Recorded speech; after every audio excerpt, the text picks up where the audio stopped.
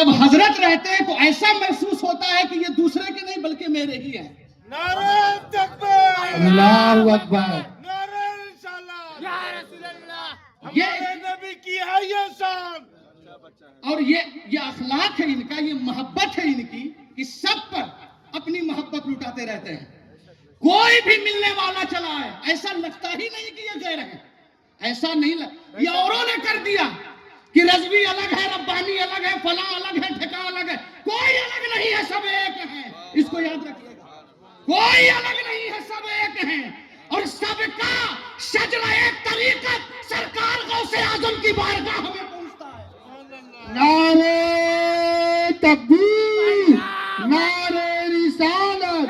فیضان غریب نواز کانفرنس، حضور شہید ملت، حضور مسیح ملت، اولاد غوث اعظم.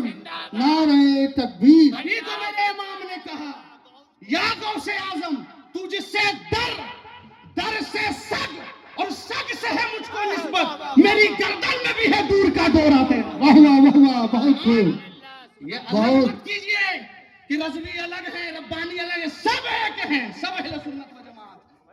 ہم الگ نہیں کرتے. اگر الگ ہمارے دل میں چلتا تو حضرت کی موجودگی میں بولنے کی جسارت ہی نہ کرتے. ہم اپنا سمجھتے ہیں، حضرت کا یہ اخلاق ہے، ان کی محبت ہے، نوازتے رہتے ہیں.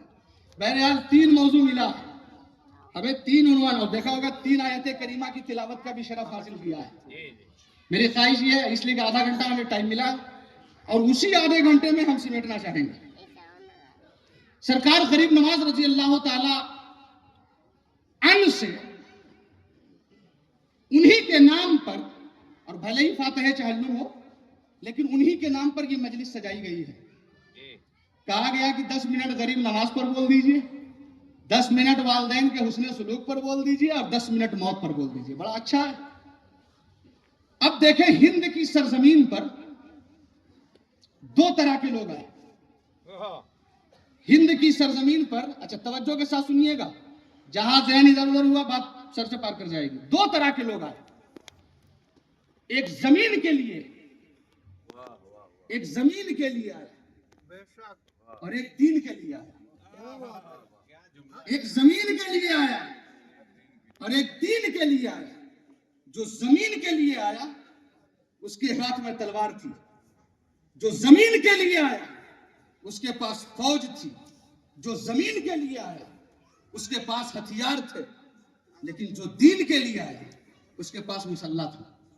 جو دین کے لیے آیا اس کے پاس قرآن تھا. جو دین کے لیے آیا اور جو ہے ذکر اللہ سے اپنی زبان کو تر کرنے کے بعد دین کے لیے ہند پر آیا. تو ایک جملہ کہہ دیں کہ جو زمین کے لیے آیا اسے بابر ظہیر الدین کہتے ہیں، اور جو دین کے لیے آیا اسے خواجہ معین الدین کہتے ہیں. نعرہ تکبیر، نعرہ رسالت، خواجہ کا ہندوستان. نعرہ تکبیر، نعرہ رسالت. واہ واہ، بہت خوب. جو دین کے لیے آیا، جو زمین کے لیے آیا وہ بابر ظہیر الدین ہے، اور جو دین کے لیے آیا وہ خواجہ معین الدین ہے. دونوں میں بڑا فرق ہے. لیکن ایک اشارہ کر کے گزرنا چاہیں گے، واقعات بے شمار ہیں. سرکار عطائے رسول بھارت میں آئے. حضرت خواجہ عثمان ہرونی کی دعا لے کر. ذرا سوچے آپ کہ اتنا بڑا پیر کامل، ایران کا رہنے والا، لیکن مصطفیٰ جان رحمت نے جب انہیں چنا ہے تو کسی اور ملک کے لیے نہیں، اے ہند کے واسیوں قربان جاؤ.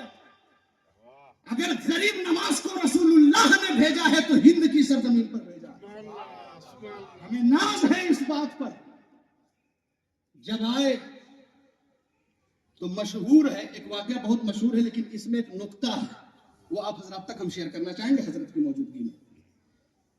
سب جانتے ہیں کہ انا ساگر پر پہرا لگ گیا، پانی کو بند کر دیا گیا. ایک قطرہ پانی خیمہ غریب نواز میں نہیں ہے. لیکن ہم آپ سے ایک بات پوچھنا چاہیں گے جو ہماری جانکاری میں ہے، مشہور جو ہے، پوری دنیا میں پانی 2 جگہ بند کیا گیا ہے۔ توجہ کے ساتھ اس نقطے کو سماعت کر لیجیے گا۔ پوری دنیا میں پانی کو 2 جگہ بند کیا گیا، ایک کربلا میں، دوسرا اجمیر میں۔ وہاں نانا ہے، یہاں نواسا ہے۔ اور طاقت پر اعتراض کرتے ہو، کہتے ہو کہ حسین کو اگر پاور ہوتا تو کیوں نہ نہر فرات کو بلا لیا۔ ہم کہتے ہیں کہ اپنے ایمان کو سنوارو، نہر فرات کے لیے لب حسین نہیں ترسا، فرات کا پانی لب حسین کے لیے اس کی تقدیر نہیں تھی بہت خوب، زندہ کہ باد، زندہ حسین باد۔ کے لب پر وہ آ جاتا۔ لیکن پانی وہاں بھی بند، پانی یہاں بھی بند، وہاں نانا ہے، یہاں نواسا ہے۔ اب دیکھو، جب وہاں بند ہوا، خیمہ حسینی میں ایک قطرہ پانی نہیں ہے، حضرت علی اکبر بھی پیاسے ہیں، سیدنا قاسم بھی پیاسے ہیں، سیدنا علی اصغر بھی پیاسے ہیں، خیمہ حسینی کا ہر فرد پیاسا ہے۔ میرے امام نے پانی نہیں چاہا، پانی نہیں چاہا، لیکن جب غریب نواز پر بند ہوا تو فرمایا کٹورا لو، یہ کاسا لو، اور جا کر انا ساگر سے کہو لہریں مارنا بند کر، چل چل، تجھے ہندوستان کے خواجہ نے بلایا ہے۔ اس زمانے کا مرید تھوڑی تھا، اگر اس زمانے کا مرید ہوتا تو کہتا حضرت صبح صبح کوئی نہیں ملا بیوقوف بنانے کے لیے، کہاں اتنا چھوٹا کٹورا، کہاں اتنا بڑا انا ساگر۔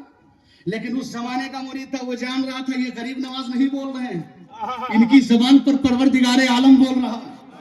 یہ جو کہہ رہے ہیں وہ حق ہے، یہ جو کہہ رہے ہیں وہ صحیح ہے۔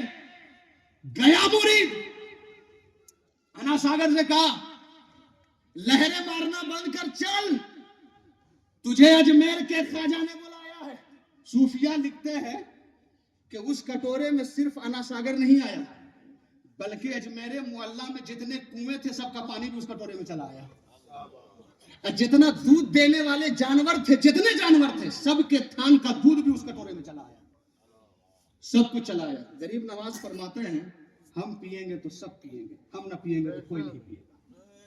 یہ کون بول رہا ہے؟ نانا نہیں بول رہا ہے، نواسا بول رہا ہے۔ یہ نانا نہیں بول رہا، یہ نواسا بول رہا ہے۔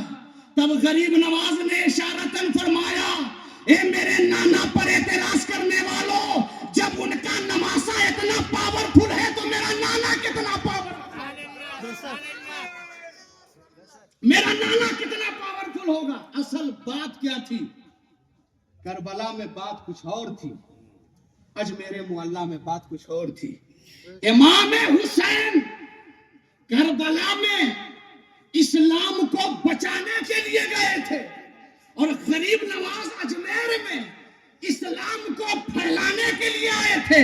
تو اسلام کو بچانے کے لیے استقامت دکھائی جاتی ہے، اور اسلام کو پھیلانے کے لیے کرامت دکھائی جاتی ہے۔ بہت خوب۔ وہاں استقامت دکھا کر اسلام کو بچا لیا، اور یہاں کرامت دکھا کر اسلام کو پھیلا دیا۔ یہ سرکار غریب نواز ہیں۔ دوسرا موضوع بالوالدین احسانا، والدین کے ساتھ حسن سلوک کرو، اف تک نہ کہو، افی ولا تنہرہما، اف تک نہ کہو۔ یہ والدین ہیں تو آپ سب کچھ دیکھ رہے ہیں۔ جو باپ زندگی میں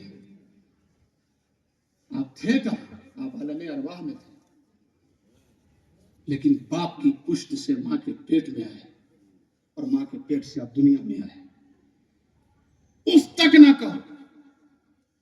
اس پس منظر میں صرف ایک بات بتانا چاہیں گے۔ حضرت مالک بن دینار حج کے لیے گئے، اور جو اللہ کا ولی ہوتا ہے اس پر القا ہوتا ہے، یاد رکھیے گا اس چیز کو۔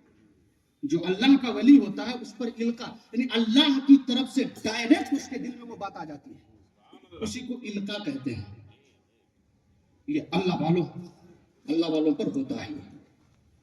حضرت مالک بن دینار فرماتے ہیں کہ میں نے میرے دل میں یہ خیال آیا کہ اتنے سارے لوگ یہاں حج کے لیے آئے، کیا اللہ نے سب کے حج کو قبول فرما لیا؟ تو ایک بات ان کے سامنے آئی، سنا گیا کہ ہاں اللہ نے سب کے حج کو قبول فرما لیا۔ دو لوگ بات کر رہے تھے، لیکن ایک بندہ ہے جس کے حج کو اللہ نے رد فرما دیا ہے۔ اب وہ جستجو میں لگے کہ آخر وہ کون بندہ ہے کہ اللہ نے جس کے حج کو قبول نہیں فرمایا؟ تب وہ بات سامنے آئی، وہ محمد بن ہارون بلخی، بلخ کے رہنے والے، اللہ نے ان کے حج کو قبول نہیں فرمایا۔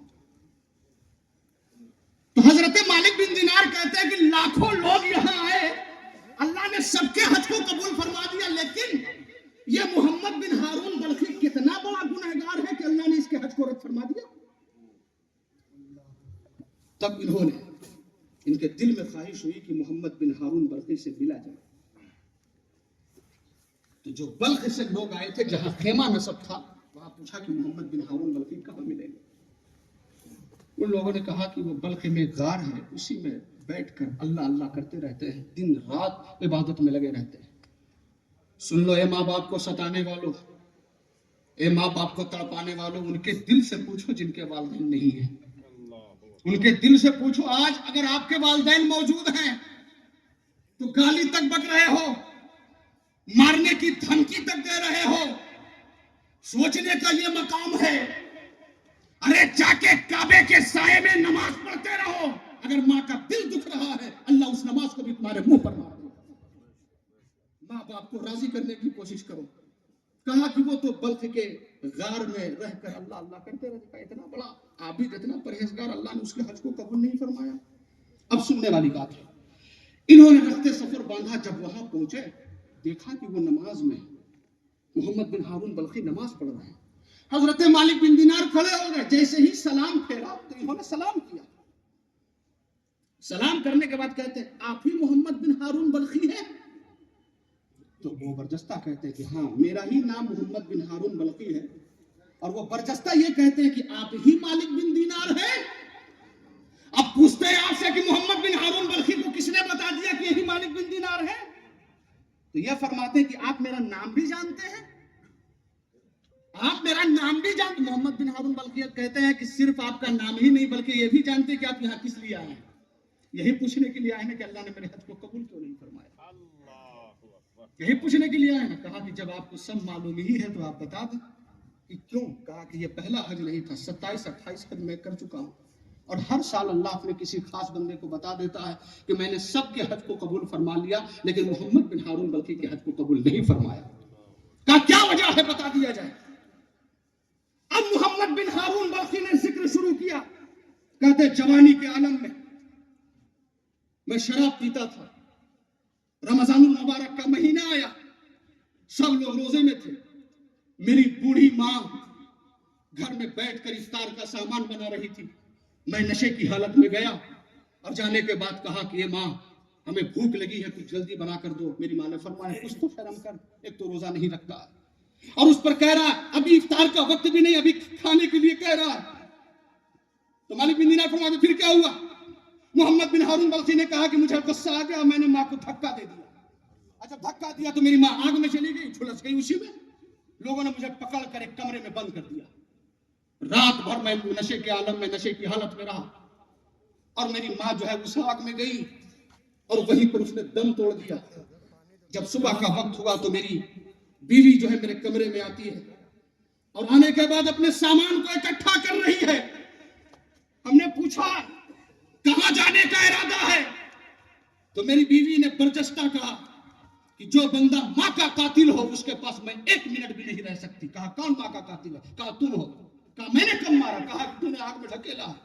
کہا وہیں پر ایک تلوار رکھی ہوئی تھی، خنجر رکھا ہوا تھا، میں نے اسے اٹھایا اسی وقت، اور جس ہاتھ سے میں نے ماں کو دھکا دیا تھا اسی وقت میں نے اس ہاتھ کو دھڑ سے الگ کر دیا، اور الگ کرنے کے بعد آج تک میں رب کو منانے میں لگا ہوا ہوں، لیکن ہر سال حج کے لیے جاتا ہوں، اللہ میرے حج ہی کو رد فرما دیتا ہے۔ حضرت مالک بن دینار فرماتے ہیں کہ میں نے اسے ایک تماچا مارا اور کہا کہ تیرے ساتھ ایسے ہی ہونا چاہیے، ماں کا قاتل ہے اور تو سوچتا ہے کہ اللہ بخشش فرما دے۔ اتنا بولا، بول کر گھر آ گئے، जब आए रात सोए, किस्मत का सितारा उजे सुरैया पर पहुंचा, मदीने वाले मुस्तफा ख्वाब में तशरीफ ले आए और आकर फरमाते हैं मालिक तूने उसे ये क्यों कहा कि अल्लाह तुझे माफ नहीं फरमाएगा? कहा या रसूल अल्लाह क्या माँ के कातिल को भी अल्लाह माफ फरमा देगा? कहा कि अल्लाह नहीं माफ फरमाएगा, उसकी वालदा उसे माफ करवाएगी। कुर्बान जाओ, माँ का कैसा प्यार है, माँ की कैसी मोहब्बत है। वालिदैन कभी भी अपनी औलाद को इस अंदाज में नहीं देख सकते। हजरत मालिक बिन दीनार अर्ज करते या रसूल अल्लाह ये आप ही बता दें कि ऐसा कैसे होगा? आका इरशाद फरमाते हैं कल हश्र बर्पा होगा, मोहम्मद बिन हारून बल्खी की वालदा जो है अल्लाह की बारगाह में कहेगी, मौला मेरे बेटे को बुलाया जाए और उससे पूछा जाए कि मुझसे कौन सी गलती हुई थी कि मुझे आग में इसने ढकेला, आग में डाला। इससे पूछा जाए। मोहम्मद बिन हारून बल्खी को बुलाया जाएगा और बुलाने के बाद रब फरमाएगा, लेकिन मोहम्मद बिन हारून बल्खी कुछ नहीं कहेंगे। उनकी वालदा से अल्लाह फरमाएगा तू बता कि इसे क्या करे? कहा मौला इसे घसीट कर जहन्नम में फेंक दे। अल्लाह फरिश्तों को हुक्म देगा, अल्लाह फरिश्तों को हुक्म देगा, ए फरिश्तों इसे घसीटते हुए जहन्नम में ले जाओ। लेकिन अब सुनो यहाँ पर क्या होता है। आका इरशाद फरमाते हैं कि जब उसे घसीटा जाएगा, कुछ दूर पर जाएगा, मोहम्मद बिन हारून बल्खी एक तरफ जो है एक निगाह से अपनी माँ का चेहरा देखेगा, फिर आगे जाएगा, फिर अपनी माँ की तरफ पलट कर देखेगा, फिर आगे जाएगा। जब जहन्नम के करीब पहुंचेगा तो वहीं से मोहम्मद बिन हारून बल्खी पुकार कर कहेगा, ए अम्मी जान हमें माफ कर दिया जाए, फरिश्ते मुझे बहुत सजा देंगे, जहन्नम में बहुत तकलीफ होगी। तो आका फरमाते हैं कि जब मोहम्मद बिन हारून की जबान से ये जुमला निकलेगा तो माँ तड़प कर कहेगी, मौला हमने अपने बेटे को माफ फरमा दिया है, तू भी इसे माफ फरमा दे, तू भी इसे माफ फरमा दे। तो आका इरशाद फरमाते हैं उसकी माँ के कहने पर अल्लाह तबारक व तआला मोहम्मद बिन हारून बल्खी की मग़फ़िरत फरमा देगा। बेशक सुभान माँ अल्लाह। का दिल मत दुखाया वाह वाह, बहुत करो, खूब। जब तक माँ बाहयात है उसकी कद्र करो, जब अपनी कब्र में है तो कब्र पर जाया करो और उनके लिए इसाले सवाब किया करो। 20 मिनट हो गए, अब आखिरी जो मौजू है वो मौत। बस ये बात कहकर अपनी बात को मुकम्मल करेंगे। एक हदीस पाक की तिलावत। दुनिया में ये दुनिया फानी है, आज है कल नहीं होंगे और सब आए हैं, लेकिन यकायक एक ना एक दिन इस दुनिया को छोड़कर हमेशा हमेशा के लिए सब लोग को चले जाना। कोई रहने के लिए नहीं आया। लेकिन यहां पर एक नुक्ता हम बयान करेंगे कि जनाजा सबका निकलता है, लेकिन फर्क है। जनाजा सबका निकलता है। सुना है ना, आशिक का जनाजा है बड़ी धूम से निकले, सबका जनाजा निकलता है, लेकिन फर्क है। आशिकों के जनाजे की बात ही अलग है। एक पीर साहब थे, मंगल के दिन उनका इंतकाल हो गया। बहुत बड़े पाए के वली थे, मंगल के दिन इंतकाल हो गया। एक बुढ़िया उसी जमाने में थी, जब जनाजा हजरत का जा रहा था तो लोगों से उस बुढ़िया ने पूछा, हाँ हाफिज जमालुद्दीन की हजरत बता रहे हैं, ये किसका जनाजा है? वो ये किसका जनाजा? कहा ये हजरत का है। कहा उन्हीं का जो बहुत बड़े वली बनते थे। कहा इतने बड़े जब पीर थे तो मंगल को क्यों इंतकाल कर गए? जब इतने बड़े पीर थे तो इनका इंतकाल तो जुमा को होना चाहिए था। ये बुढ़िया की जबान से निकलना था। हजरत अपने खाट में उठकर बैठ गए, फरमाते ले बुढ़िया अब मंगल नहीं, अब जुमा ही को मैं जाऊंगा, अब मैं जुमा ही को जाऊंगा। तो बहरहाल सबका जनाजा अलग अलग। लेकिन एक सवाल जहन में आता है, अभी लॉकडाउन में कितने लोग इस दुनिया को छोड़कर गए, लेकिन बिगड़े बाप की बिगड़ी औलाद, जब बाप जा रहा है तो वो बिगड़ी हुई औलाद क्या कह रही है, अरे ले जाकर दफना दो, जब तक जिंदगी रहती है सब कुछ होता, मरने के बाद थोड़ी कुछ होता है। ऐसा जुमला भी सुनने को मिला। लेकिन आप क्या करते हैं, किसी का भी इंतकाल हो बड़ी इज्जत के साथ नहलाते हैं, गुस्ल देते हैं, काफूर मलते हैं और बड़ी शान के साथ जनाजा लेकर जाते हैं, नमाज जनाजा पढ़ते हैं, उसके बाद कब्र में ले जाते हैं और उसको डाल देते हैं। डालने के बाद ऊपर से पटरा, मिट्टी, चटाई सब कुछ करने के बाद वापस चले जाते हैं। वहां हो क्या रहा है, क्या हो रहा है, ये कौन बताएगा? तो एक बात कहें, इस सवाल का जवाब हम किसी से नहीं पूछेंगे। अगर हमें पूछना ही है तो मदीने वाले मुस्तफा से पूछ लेंगे। یا رسول اللہ آپ ہی بتا دیں کہ ہوتا کیا ہے. جس نگاہ سے اب وہ کیسے, تو ایک جملہ ہم کہتے ہیں کہ جس نگاہ سے خدا نہ چھپ سکا, قبر میں کیا ہو رہا وہ کیسے چھپ جائے گا, اور کوئی غیب کیا, تجھ سے نگاہ ہو بلا جب نہ خدا ہی چھپا تم پہ کروڑوں ضرور. اب اٹھاؤ بخاری شریف, عن انس رضی اللہ تعالی عنہ قال العبد اذا اوذي في قبره وتولى وذهب اصحابه حتى انه لا يسمع قران آلهم اتاه ملكان فاخذه فيقولان له ما كنت تقول في هذا الرجل محمد صلى الله عليه وسلم فيقول اشهد انه عبد الله ورسوله فيقال انظر الى مقعدك من النار ابدا لك الله به مقعدا من الجنه قال النبي صلى الله تعالى عليه وسلم فيراهما جميعا واما الكافر بالمنافق فيقول لا ادري كنت اقول ما يقول الناس فيقال لا دريت ولا تليت ثم يضرب بمطرقه من حديد ضربه بين اذنيه فيسير صيحه يسمعها من يليه الا الثقلين. یہ حدیث بخاری میں بھی ہے اور مسلم میں بھی متفق ہے, اس کو کہتے ہیں متفق ہے, دونوں میں. جب قبر میں لوگ دفنانے کے بعد گھر والے سب چلے جاتے ہیں, اتاہو ملکان, تسنیہ کا سیدھا علماء بیٹھے ہوئے پوچھ سکتے ہیں ملکان, یہ تسنیہ دو فرشتے قبر میں آتے ہیں, ملکان دو فرشتے منکر اور نکیر قبر میں آ گئے اور آنے کے بعد اسے اٹھا دیا. علامہ جلال الدین سیوطی شرح الصدور میں ارشاد فرماتے ہیں جھنجھوڑتے ہوئے اٹھایا اور ایک سوال کیا. ابو داؤد شریف میں 3 سوال ہیں لیکن بخاری اور مسلم میں ایک ہی سوال ہے, تو ہم 3 سوال میں نہیں جانا چاہتے, ایک ہی سوال ہم کرنا چاہیں گے. ما کنتا, غور کیجیے گا, تھوڑا علمی نقطہ ہے لیکن آپ حضرات اگر سماعت کریں گے تو سہل انداز میں انشاءاللہ ہم سمجھانے کی کوشش کریں گے.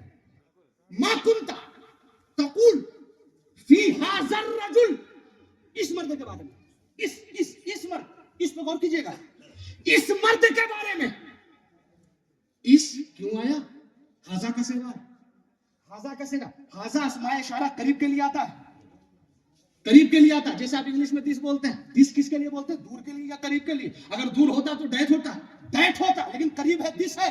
ھذا تو فرشتہ ھذا کہہ کر بتا رہا ہے کہ مصطفیٰ دور نہیں قریب کھڑے ہیں, مصطفیٰ دور نہیں قریب کھڑے ہیں. ھذا الرجل. اچھا ایک بات اور اس میں, آپ نے کیسے سمجھا کہ مصطفیٰ ہی ہے, تو سنو, ایک ہوتا ہے معرفہ اور ایک ہوتا ہے نکرہ. اگر کسی لفظ پر الف لام نہ ہو تو وہ نکرہ عام سمجھا جاتا ہے, اور اگر اسی لفظ پر الف لام لگا دو تو وہ عام جو نکرہ ہے وہ معرفہ ہو جاتا ہے. تو رجل نہیں ہے, الرجل, الرجل کوئی بھی مرد سمجھا جاتا, لیکن الف لام لگا کر فرشتہ بتا رہا ہے یہاں کوئی اور مرد نہیں بلکہ مدینے والے مصطفیٰ ہی ہیں, مدینے والے مصطفیٰ ہی ہیں.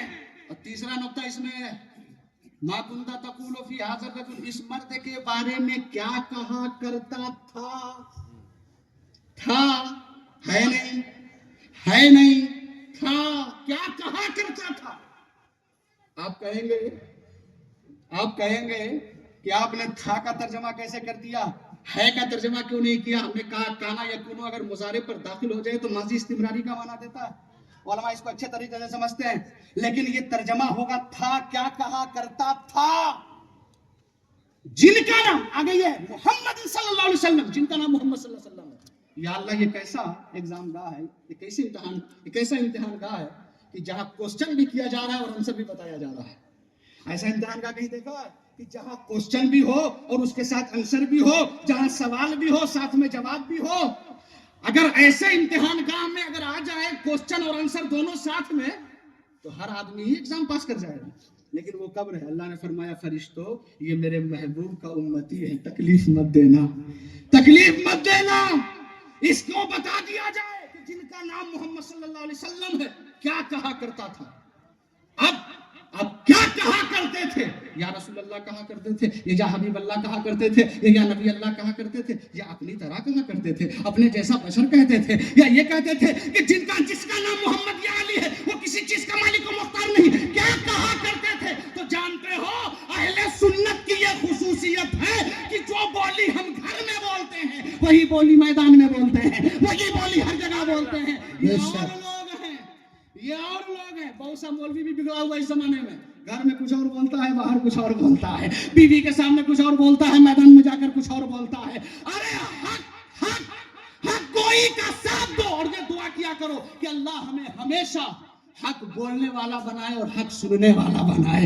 حق بولا کرو, جو بولی گھر میں ہو وہی بولی میدان میں ہو. تو ہم تو یہی کرتے ہیں, گھر میں بھی رہتے ہیں تو یا نبی اللہ کہا کرتے ہیں, باہر رہتے ہیں تو یا نبی اللہ کہا کرتے ہیں, یا حبیب اللہ کہا کرتے ہیں, یا رسول اللہ کہا کرتے ہیں. اور جب ہم جواب دے دیں گے تو فرشتہ کہے گا فَيُقَالُ نُزُرْ, فَيُقَالُ نُزُرْ. وہ نزول یہ امریکہ سے گا اِلَى مَقْعَدِكَ مِنَ النَّارِ. فرشتہ اسے جہنم دکھلائے گا.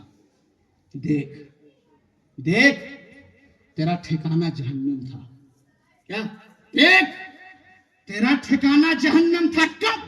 اگر تو مصطفیٰ کو نہیں پہچانتا. ایک جملہ دیتے ہیں, تیرا ٹھکانہ جہنم تھا اگر تو مصطفیٰ کو نہیں پہچانتا. لیکن جب تو نے مصطفیٰ کو پہچان لیا ہے تو ابدا لک اللہ بہ مقعدا من الجنہ, تیری قبر کو جنت کے باغوں میں سے ایک باغ بنا دیا گیا ہے. ایک بار علامہ جلال الدین سیوطی کہتے ہیں کہ جیسے ہی وہ جواب دے دیتا ہے تو وہ فرشتے سے کہتا ہے اگر آپ کہو تو ہم اپنے گھر چلے جائیں اور جا کر اپنے گھر والوں کو بتا دیں کہ ہم ایگزام میں پاس کر گئے ہیں, امتحان میں پاس کر گئے ہیں. فرشتہ کہتے ہیں نم کنومت من العروس, سو جا اس طرح جس طرح دلہن سو جایا کرتی ہے. اب قیامت تک تجھے کوئی جگانے والا نہیں, اب قیامت تک تجھے کوئی اٹھانے والا نہیں. تو جب یہ حقیقت ہے کہ ایک دن ہمیں مرنا ہے اور جو ہے مرنے کے بعد ہمیں قبر میں جانا ہے, تو یہی تو کہتے ہیں کہ اے مسلمانوں آپ تو الحمدللہ اتنے بڑے پیر کے مرید ہو, اور ظاہر سی بات ہے اتنے بڑے سلسلے میں مرید ہو, تو ہم تو یہی کہنا چاہیں گے کہ جب اتنے بڑے سلسلے میں مرید ہو, جب اتنے بڑے پیر سے مرید ہو, تو پیر کا فرمان, پیر کا حکم سر آنکھوں پر ہونا چاہیے. اور کیسے ہونا چاہیے؟ اسی لیے ایک مثال ہم دیا کرتے ہیں کہ پیر کا ادب ہر حال میں ضروری ہے. یوں کہ جب پیر, ایک جملہ کہتے ہیں, جب تک غریب نواز خواجہ عثمان کی بارگاہ میں نہیں گئے تھے تب تک صرف مولانا معین الدین تھے. اور جب خواجہ عثمان کی بارگاہ میں گئے تو حضرت نے انہیں غریب نواز بنا دیا. یہ پیر کی نگاہ کرم ہے. تو اپنی زندگی کو جب گزارو تو اس انداز میں گزارو کہ آقا ارشاد فرماتے ہیں کہ کھاٹ میں آپ کا جنازہ ہو, دیکھنے والے ایمان والے ہوں, دیکھنے والے مسلمان ہوں, اور دیکھتے ہی کہہ دیں یہ بڑا اچھا تھا, یہ بڑا بہتر تھا, یہ بڑا نیک تھا, یہ ایمان والا تھا. مسلمان کی زبان سے تعریف نکل رہی ہے اور آقا فرما رہے ہیں ایما مسلم شہد لہ اربعۃ بخیر ادخلہ اللہ الجنہ فقلنا وثلاثۃ قال وثلاثہ فقلنا واثنان قال واثنان ثم لم نسألہ عن الواحد. آقا فرماتے ہیں جس جنازے کو دیکھ کر 4 مسلمان تعریف کر دیں اللہ مرنے والے کو اسی وقت جنتی بنا دیتا ہے. یہ پوچھا گیا کہ اگر 3 تعریف کر دیں, آقا فرماتے ہیں اگر 3 بھی تعریف کر دیں اللہ اسے بھی جنتی بنا دیتا ہے. پوچھا گیا اگر 2 تعریف کر دیں, اللہ کے رسول فرماتے ہیں اگر 2 بھی تعریف کر دیں تو اللہ اسے بھی جنتی بنا دیتا ہے. لیکن مسلمان بن کر جاؤ, مسلمان بن کر رہو, اس لیے کہ یہ دنیا فانی ہے, یہ دنیا فانی ہے, ہمیشہ کے لیے ختم ہو جانے والی ہے. ایک مطلب 2 شعر ملاحظہ فرما لیں کہ کہہ دو ان حسرتوں سے